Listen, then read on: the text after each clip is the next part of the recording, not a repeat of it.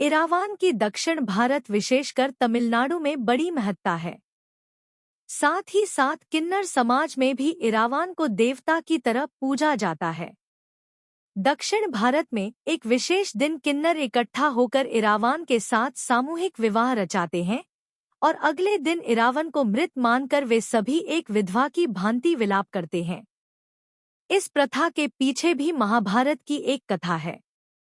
इससे पहले कि हम वीडियो में आगे बढ़े, यदि अभी तक आपने हमारे चैनल धर्म संज्ञान को सब्सक्राइब नहीं किया है तो कृपया सब्सक्राइब कर लें ताकि आने वाली वीडियो का नोटिफिकेशन सबसे पहले आपको मिलता रहे। इरावान महाभारत का बहुचर्चित तो नहीं, किंतु एक मुख्य पात्र है। इरावान महारथी अर्जुन का पुत्र था जो एक नाग कन्या उलूपी से उत्पन्न हुआ था। द्रौपदी से विवाह के पूर्व देवर्षि नारद के सलाह के अनुसार पांचों भाइयों ने अनुबंध किया कि द्रौपदी 1 वर्ष तक किसी एक भाई की पत्नी बनकर रहेगी। उस 1 वर्ष में अगर कोई भी अन्य भाई भूलकर भी बिना आज्ञा द्रौपदी के कक्ष में प्रवेश करेगा तो उसे 12 वर्ष का वनवास भोगना पड़ेगा। देवर्षि ने ये अनुबंध इसलिए करवाया था ताकि द्रौपदी को लेकर भाइयों के मध्य किसी प्रकार का मतभेद ना हो। एक बार कुछ डाकुओं ने एक ब्राह्मण की गाय छीन ली तो वो मदद के लिए युधिष्ठिर के महल पहुंचा। वहां उसे सबसे पहले अर्जुन दिखा जिससे उसने मदद की गुहार लगाई। अर्जुन को याद आया कि पिछली रात उसने अपना गांडीव युधिष्ठिर के कक्ष में रख दिया था। इस समय युधिष्ठिर और द्रौपदी कक्ष में थे और ऐसे में वहां जाने का अर्थ अनुबंध का खंडन करना था, किंतु ब्राह्मण की सहायता के लिए उन्हें कक्ष में जाना पड़ा। जब वे दस्युओं को मारकर ब्राह्मण की गाय छुड़ा लाए तो अनुबंध की शर्त के अनुसार वनवास को उद्धत हुए। अन्य भाइयों के लाख समझने के बाद भी वे वनवास को निकल गए। भ्रमण करते हुए वे भारत के उत्तर पूर्व में, आज जहां नागालैंड है, पहुंचे और एक सरोवर में स्नान के लिए उतरे। वहां नागों का वास था जिसकी राजकुमारी उलूपी अर्जुन पर मुग्ध हो गई। उलूपी विधवा थी और अर्जुन से विवाह की प्रबल इच्छा के कारण उलूपी ने अर्जुन को जल के भीतर खींच लिया और नागलोक में ले आई। वहां उलूपी के बार बार आग्रह करने पर अर्जुन ने उससे विवाह किया और गुप्त रूप से उसी के कक्ष में रहने लगे। किंतु बाद में उनका रहस्य खुलने पर उलूपी के पिता ने उनके सामने शर्त रखी कि उलूपी और उनकी जो संतान होगी उसे वही नागलोक में रहना होगा।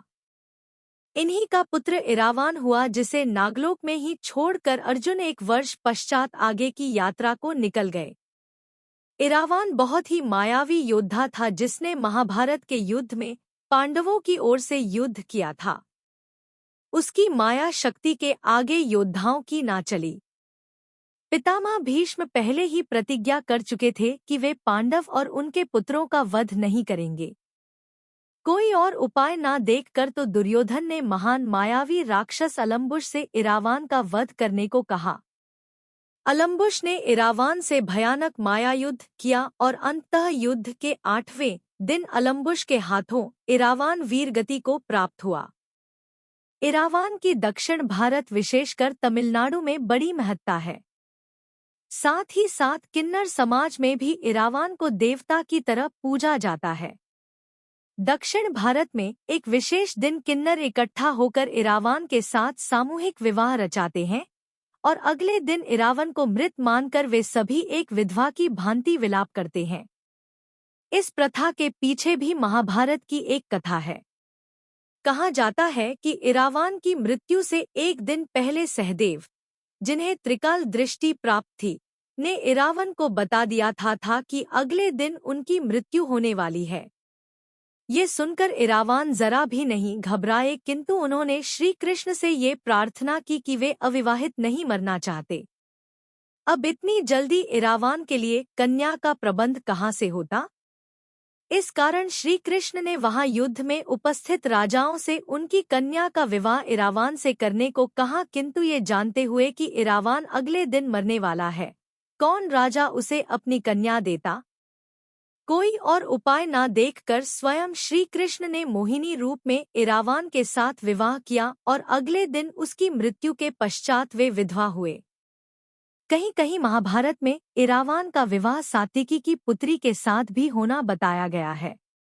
यही प्रथा इरावान के साथ किन्नर मानते हैं। इसी कारण देश भर के किन्नर इरावान को अपने आराध्य के रूप में पूजते हैं। यदि आपको यह वीडियो पसंद आई हो तो कृपया कमेंट करें, लाइक करें और साथ ही वीडियो को आगे शेयर भी करें।